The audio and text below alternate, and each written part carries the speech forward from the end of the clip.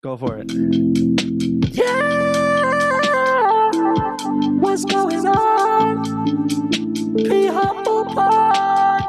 It's your boy Morgan J. We chillin', we vibin'. Yeah. Oh shit! What's up? How's it going? I How are love you? it.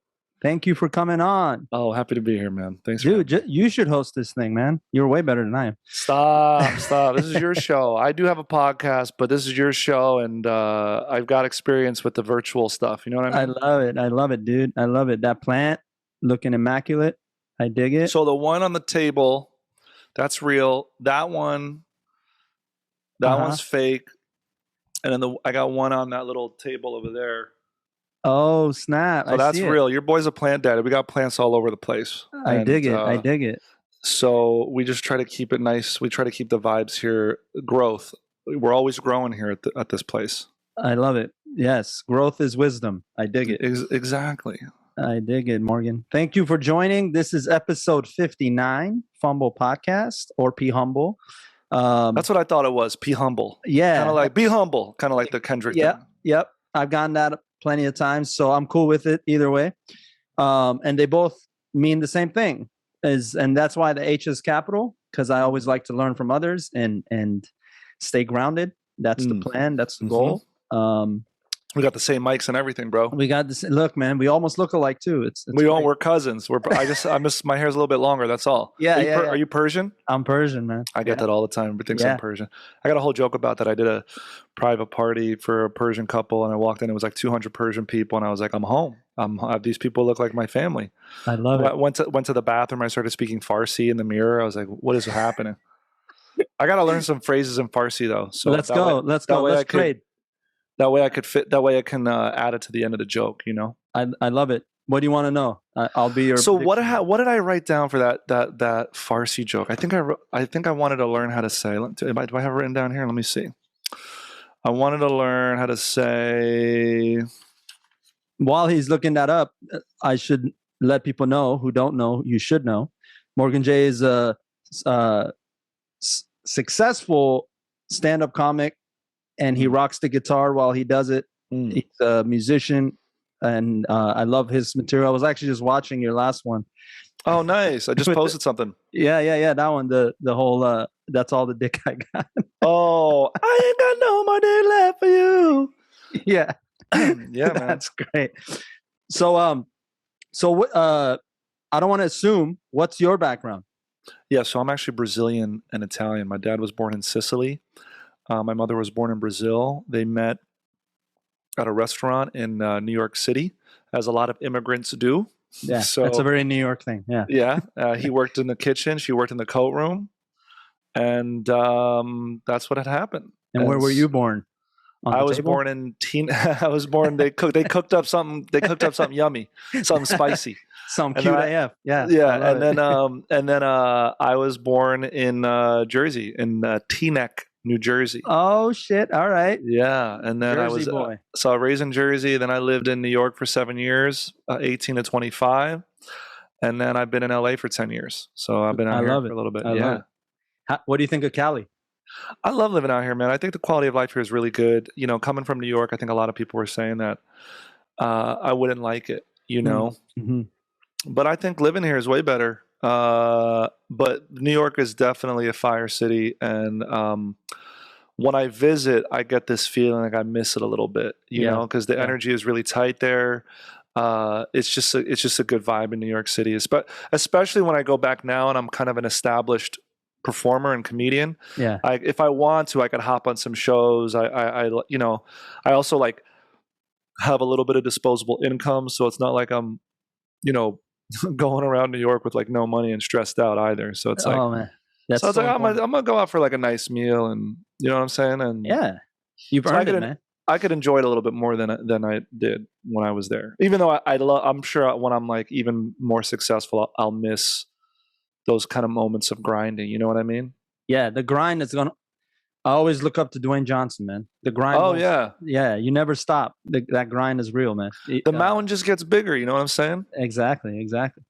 And how long you been doing comedy and music? And I've been.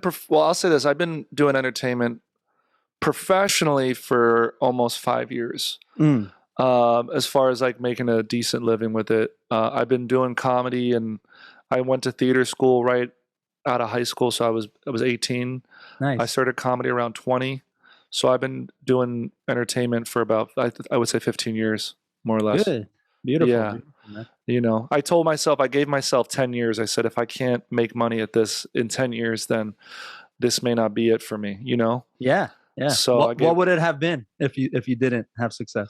I would have probably done something more normal. I just got a job, like working like a normal, could be corporate sector, private sector. I don't know. I don't know, but I would have done something different. But also, like, I think that the reason I have, I guess, quote, made it, and it's all relative, and success is something you got to define for yourself. Yeah. But the fact that I'm able to support myself with my music and my comedy and my acting jobs, for me is success. It's making it, and I think that is in part to kind of getting rid of that safety net. You know what I mean? Mm-hmm.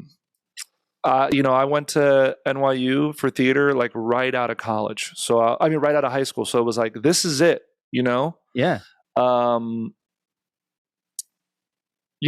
think, and by 30, I don't know how old you are, but by 30, like, even if you don't make it by 30, you still kind of have time to reevaluate and do things, Bro, hey, I was a musician most of my life. Yeah. And then I was teaching music. I went to, I got my music degree. I went through that route. And then at 33, I just woke up and I realized, like, I always loved acting and I always liked comedy. And I was like, you know what?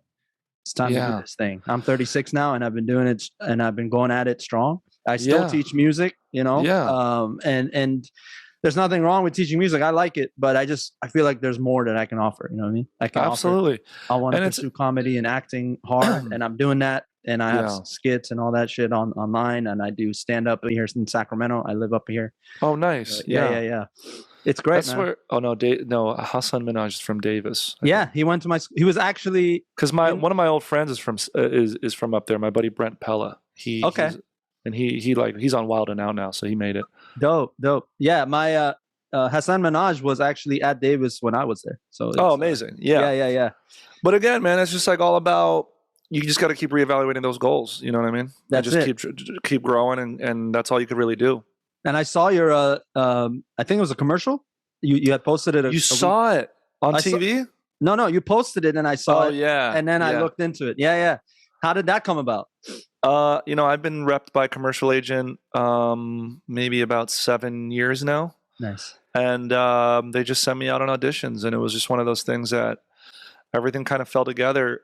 When I got the sheet for the audition, I looked like the reference photo, the guy in the reference photo.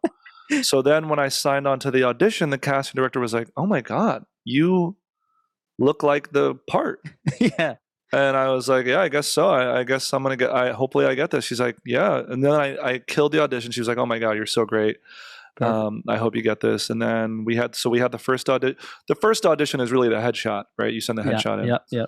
Second audition, right, is me doing it in front of the casting director or the casting assistant. Third audition was in front of the two writers of the commercial. Yeah. Commercials, I should say. Uh-huh. And then the third audition, because this was a spokesperson job, was a camera test. So I actually got paid for the third. So it was between me and one other guy. Yeah. And we had to go in and we shot some stuff and did some photo shoots. And then after that, I guess the fourth audition really is they market test me. So they actually told me, they put me in front of people to see what they would like or not like or things like that. And they said I was very likable. They were messing with it. And then finally, I think the first week in February, we shot the commercial. I think it was the first week in February we shot the commercials. And then it started airing last week. That's dope, man. And that's kind of how it happens, man. It's like you figured that process started in December and it's now only seeing the light of day in April. Yeah. And that's just a commercial. Wait till you hit the movie scenes, man. Is that a goal? Oh, yeah. So I have a manager who reps me for he sends me out on auditions for TV shows and film and things like that. I love it. That's definitely a goal of mine. I would love to do that. Like I said, I am happy with what I've accomplished so far. I do feel like I can do so much more. So I think it's like anything else. I've only released the last year or two, maybe 3 years. I've really started auditioning for TV shows and film more regularly, and it's just one of those things where it's a numbers game, and it's building relationships, it's getting your face out there, and just kind of delivering good work no matter what the outcome is.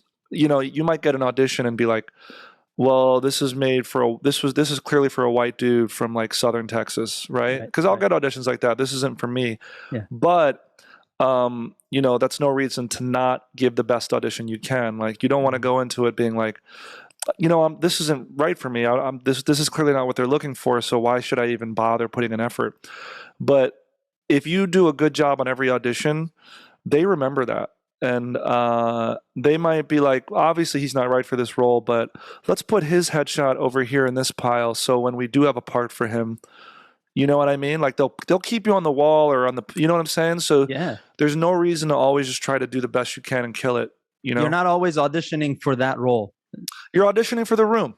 You're auditioning for the room. Exactly. You're auditioning for the room, man. You're auditioning for the room and the people in that room, and you just want to make them laugh or whatever it is. That's all it is. Beautiful. It's and you got to enjoy the journey, right? Because that's the whole point. Yeah, it's so interesting. Like, literally 20 minutes before we had this conversation, a friend of mine who's an actor who's been on a TV show on Hulu. He was like 2 seasons. Super funny comedian, really talented actor, and he just hit me up. He's like, "Question for you: how do you deal with the waiting after an audition or a callback? How do you deal with that?" And I just was like, man, I kind of don't deal with it. I just kind of try to put it out of my head. I try not to think about it and just kind of move on to the next thing, and try to focus on what I got. And I said, unless I got stuff that's time sensitive and like for example, I'm traveling this summer and I'm waiting to hear back about a thing, but I got to book my travel. But I can't book the travel until I know about this thing. And it's just one of those things where I don't want to, the longer I wait, the more expensive it gets. You know what I'm saying? So it just kind of, so that's kind of that. But other than that, but I'm also like mentally at a place where I believe in, like, I truly believe in myself and I'm confident in my ability and know that I am, talented, and I think it takes a while to really, I mean, for some people they have it right away, but But listen, that's the grind, I think, is the biggest talent, right? Not for you. I'm saying for anybody who's pursuing this, it's you got to be willing to work. Yeah, and sticking with it. Like, imagine you tell somebody now who's 19 or 20 to like, hey, give yourself 10 years to make this happen. They'd be like, 10 years? I don't got that time, because they're looking at Instagram and TikTok and YouTube, and they're seeing all their peers go viral. But those are kind of like anomalies, right? And the people who really make it are the ones who kind of capitalize off of that virality. And like, you got to kind of have a vision to see where it goes, because all of us could go viral, but then what are you going to do? That's exactly what I was thinking. Then what are you going to do? You know what I'm saying? So that's where like that grind comes in, like, that's the grind is really you're right. The grind is the talent, No, that's obviously you got to know what the hell you're doing, but at the same time, you got to be willing to, for lack of a better term, you got to be willing to fail and eat shit for some time, right? Yeah, you do. And then also, see people pass you that are friends and your peers who, are just as talented as you are. And you kind of wonder, like, because it will happen a lot. You're going to be like, why them and not me? Oh, yeah. But just know that you're in somebody's vision also, and they're saying the same thing about you. And this business is a little unfair, but eventually it's like, it's going to be unfair in your favor. You know what I'm saying? Right. You know what I'm saying? You can't, like, you just kind of got to roll with it, and just like, you got to enjoy the process. It's kind of, I'm putting myself in a bunch of projects right now. Like, I'm showing up to open mics.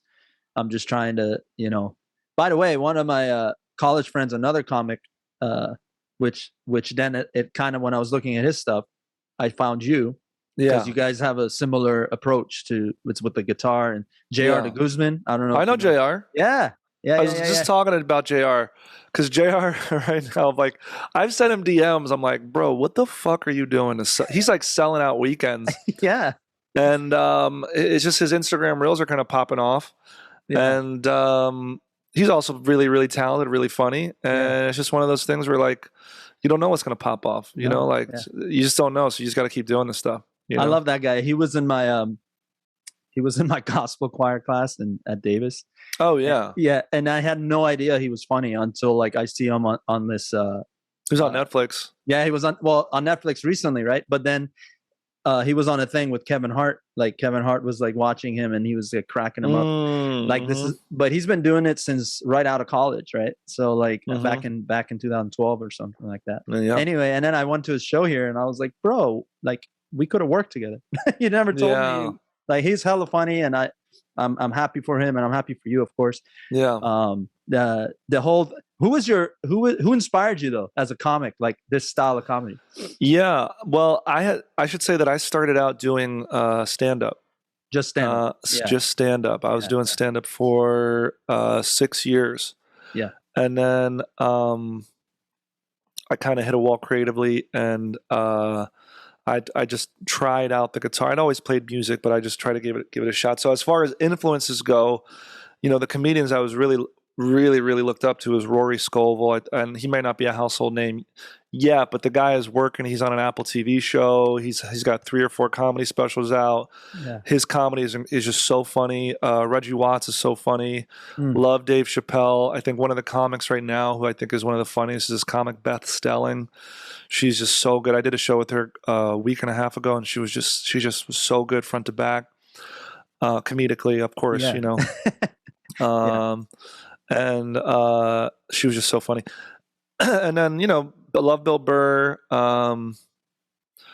And then, it's kind of what it is. You just draw inspiration from these people. There's range there with your inspirations. Like I see, like and you got to kind of. I think one of the things I'm drawn to is they have a certain rawness to them on stage. Where when I'm watching them, I feel like I'm watching.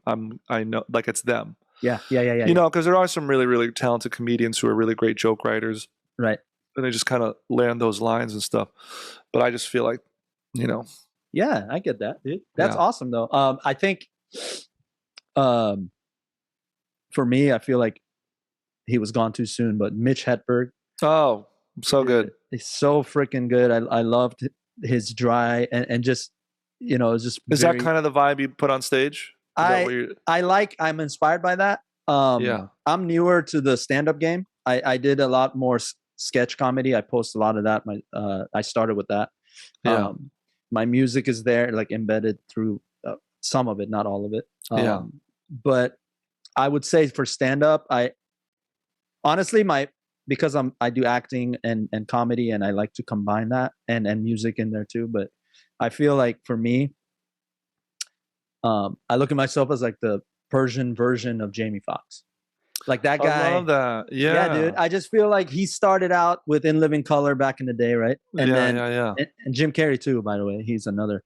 I don't get as physical as Jim Carrey does, but I love. I looked up to him since I was a kid, as far as his humor. But yeah, Jamie Foxx, dude. I just feel like he has it all, man. He can do it all. And I should have mentioned it. I love Jamie Foxx, and he's somebody who's also musical. His comedy is fantastic, and his musical stuff is truly incredible. Yeah, that's somebody I would love to get in front of and show them my work. And dude, amazing! You know he's playing Mike Tyson on a biopic. That's gonna be amazing. Yeah, I cannot wait. And he's been wanting that role. Oh yeah, he has. You know. Yeah, and he's going through that transformation right now, dude. He can. I know he's gonna win an Oscar. You know, he's just. I mean, that's not why he does it, obviously. But my point is, he's gonna kill that role. And I'm excited for that because I love sports too. I've just been It's gonna be a good movie. I got to meet Mike Tyson like a couple weeks ago. No way. He was just at the Hollywood Improv upstairs in the green room, smoking a pound of weed, just chilling. And I told my friend, I said, I'm gonna go. ask him for a photo. He's like, you're going to go ask Mike Tyson for a photo? Why not? I said, yeah, bro, he's smoking weed. Have you ever seen somebody? Worst he's going to be like is like, nah, I don't feel like it. It's not like he's going to get angry. Nobody's ever been smoking weed and been like furious. Yeah. You know what I'm saying? Yeah. He's going to be hella chill and he's going to be like, no thanks. You know? Or he's going to be like, yeah, come on, let's take a photo. You know what I mean? Yeah. And what happened? You got your photo? We took a photo. He was super chill about it. He was super Beautiful. nice. Beautiful. Yeah. That's awesome, man. Yeah. I'd love to meet that guy. He's that guy has some wisdom, like some of the shit he says on other podcasts that I've heard. Well, he's a really good example of somebody who has evolved and grown and changed. You know what I mean? He's embraced his brand, right? Like his brand has become like bigger than just boxing, obviously. Absolutely. Yeah. Yeah. But that's great, dude. So I want to know, like, at what point in your career that, which hopefully will go for years and years, and you sit on top of the mountain and look down on everyone and say, this is where you can go. Yeah. I want to know, like, what was the first break you would consider that, like, oh man, I think I'm on a roll now. Damn. It's, I think when I did my first NACA college, it was my first college conference. Okay. Basically, I had quit my job at the Apple Store. I was working at the Apple Store for 6 years, and I quit the Apple Store. What iOS did you quit on? Oh, let's see. This is like 2017, 2017 or 20. Yeah, I think it was 2017. But I think okay. iOS I don't even know. Probably. I think the iPhone like 8 had just come out, or the iPhone 7 had just dropped, something like that. Okay. And I didn't really have a plan. I was doing TaskRabbit. I was doing a little bit of Uber and Lyft. I was doing some private stuff. I was doing some random shit. You know what I'm saying? Yeah. And I just didn't know what's up. But I had got this college agent, and I submitted to these showcases, and I got into 2 of them. Mm-hmm. And the first showcase I did, they said it was one of the best showcases they had seen in years. And right off of that showcase, I booked 40 colleges. Wow. You know, and that changed my whole next year. And then I booked like 2 commercials. So that next year, 2018, I went from making like no money to all of a sudden I made the most money I had made doing comedy. And it's oh yeah. What was your mindset at that point? You're like, well, it was just kind of like, oh my God, I made a living doing this, you know? Yeah. And I guess it's just, you just like, I don't even know if it's a break, but like, it's just kind of the intersection of opportunity and preparation. And that's what luck really is. Right. Because, you know, like we were saying, like, let's say you go viral, then what? Are you prepared to do what later? Do you have a TV show, or do you have ideas? Do you have, you know, 3 months of YouTube content lined up? Do you know, it's like, what next? And I'm kind of at a place now where, like, if I got a bit of, let's say I met Jamie Foxx and I did a show in front of him, you know, and he was like, well, what you working on? I could say, I got X, Y, and Z. I got an idea for this, that, and the other. Yep. You know, when I first moved to LA 10 years ago, I met with this manager, and she was repping this friend of mine who she just sold a TV show to Comedy Central, and the show went on for like 5 seasons. It was really successful. And she has since gone on to do movies and TV shows. But anyway, her old manager, I met with her, and she's like, well, what do you want? And I was like, well, I would love to do X, Y, and Z. And then she was like, well, then what? And I was like, oh yeah. It's like, or do you have a TV show you want to sell? Do you want to act? Like, what do you want to do? So the break came with the college thing, because at the very least I knew I would be able to support myself with those things, and I would continue to be doing that from that point on, which I have been. And since then, it's, you know, that first year it was like 2018, it was like 40 schools. 2019, it was like 20 schools. 2020 was like another 20 schools. Even with the pandemic, I did a lot of virtual stuff. 2021, same deal. So I've been able to average a decent, I've been able to pay my rent with that stuff. Yeah. You know what I mean? And then with the other pandemic, stuff. Dude, that pandemic, like, I know that affected a lot of comics. Like, and how did you transform your set, like, to be virtual? That's a great question. And I think with the pandemic, that those were honestly the two, I think we'll say 2 years. Those have been, these last 2 years have been the two best years for my career. Yeah. I've made the most money and the most changes, and creatively I've gone out of my comfort zone, and I've honestly created like another whole niche for income for myself. I mean, like even with like, you know, like even getting this set up and figuring out how to do this, you know what I'm saying?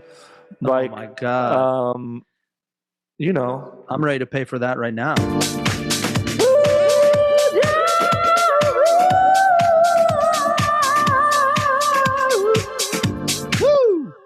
So, you know, kind of transforming my act to fit within these this little screen over here. Yeah. It was crazy because when 2020 hit, which seems like so long ago, doesn't it? Oh my God.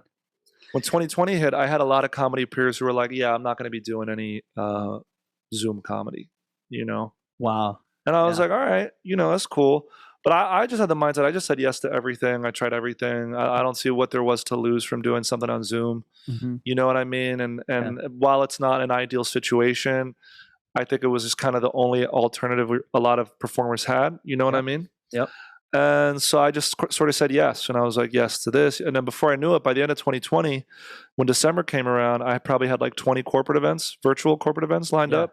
Yeah. And then by 2021 December, I thought I would kind of be done with that, but I had twice as many corporate events in December. Yeah. Well, a lot of companies went permanently virtual, right? So yeah, and honestly, like a huge source of my income came from the virtual corporate events, and it still does. I probably do, you know, anywhere between 1 to 2 corporate events a week, and for me to sign on for anywhere between 5 to 30 minutes and make, you know, however much money, you know, now that pays for my rent. You know, beautiful. So that's just the, you know, I think like for a lot of people, and I've heard other creatives say this, you know, the ability to pivot is sometimes more important than the ability to be the most talented person that there is. You know what I'm saying? Like, all the while though, not forgetting who you are in all of that, right? It's still yeah, exactly. You know, like you're sticking to your strengths. You're just changing. Right, you're just sort of changing it up. Like I just booked a job today where they want me to do a rap, and they want me to write it's like for this company. They want me to write a 2 to 3 minute song. Yeah. And you know, I wouldn't have thought I'd be doing that when I started comedy. Yeah. You know, but here I am writing jingles and rap songs and whatever for, you know, a good amount of money. You know what I'm saying? That's awesome, man. I feel like you got to be open to where the journey takes you too. You know, right. You got to enjoy the process, but be open to where it takes you. You know, and don't let fear ever get involved. That shit is because you know, you might do a jingle or be like, oh, what are my peers going to think? They're going to think I sold out doing some jingle for Coca-Cola or whatever company. Yeah. And you know, I use these opportunities. For example, I'm going to use it because I haven't really done a rap song. I'm going to use this opportunity to go hard and make a real trap beat and which I haven't done before creatively. Yeah. And who knows, it might be the best thing I do. Hell, you know what I mean? That's awesome. Yeah, that's what you gotta embrace the challenges, man. And I think the moral of this episode has been always be willing to evolve while maintaining your core and being yourself throughout all of it. Absolutely. Morgan, thank you, man. I appreciate you. Short and sweet. I like that. I try to, you know, I don't want to get it. Yo, hey, yo, Fumble Pod, be humble. We chillin'. Double trouble. Hey. Oh shit. Yeah. Well, that was tight. I love it. I feel like God is talking to me right now. Yeah, it's great. No, dude. Yeah, I appreciate it. Plug away your channels. Yeah. So hey, yo, it's your boy Morgan J. Yo, we the bomb. Hit me up at morganj.com. Look me up at Morgan J Official. We keep it twisted. Whatever, yo. Hit me up, Instagram, TikTok. I got a comedy special on YouTube. We got a podcast called The Hook with Morgan J. Check that out. And I might be coming to a city near you. You heard him. Ooh. Yo. You know what to do. Hit that subscribe button. Hey. You know what to do. PejTheManiac on all social media content. Yeah. This has been episode 59. Episode 59. 59 right before 60. Let's go. Morgan All right, J. buddy. Hey, I appreciate it, Morgan. Thank you so much. When I'm down in LA, I'll definitely reach out to you. Maybe Reach out, man. Together. I want to take notes from your experience. Hell yeah. Do you want me to put the music up and you fade it out? Or what do you want to do? Hell yeah. This has been, go ahead. This has been episode 59. You know where to find us. Subscribe. All right, Thank you.